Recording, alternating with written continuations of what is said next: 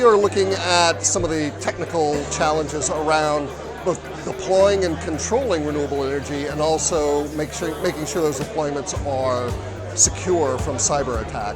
Approximately 45 to 50% of New Yorkers live at near poverty. That's almost half the city. We have to make sure that energy continues to be affordable and that we're not increasing the energy cost burden to those who really can't bear it. They can't bear it today, and they certainly can't bear it out into the future. From a resiliency perspective, of course, we want to maintain reliability, but we also want to increase the resiliency.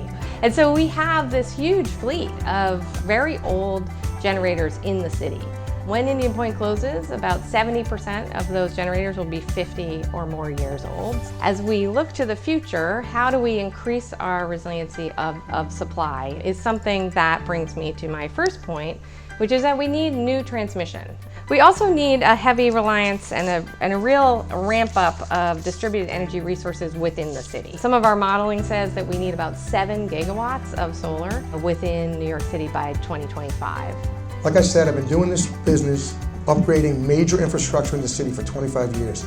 On this job, we use the NYPA, New York Power Authority, design, build, delivery mechanism. It is unbelievably a powerful delivery mechanism, but it's based upon all the stakeholders truly believing in one another, trusting one another, owning the job at every level, and working together to get it done.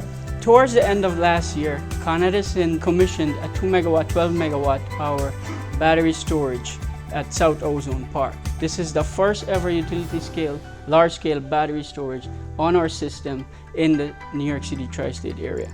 We're proposing 31.5 megawatt of energy storage on our distribution system. We're proposing a make-ready site to pair energy storage with third party, and together these could help make an impact on our aggressive energy storage goal. It's critical related to microgrids for a unified solar plus storage permitting process here in New York City. By unifying that, we can reduce the uncertainty in the application process, reduce the cycle time in the process, and help speed these projects to market.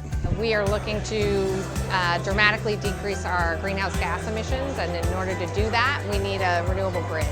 That grid isn't going to happen through generation that happens within the city limits, so we need new transmission both from upstate New York and from offshore wind.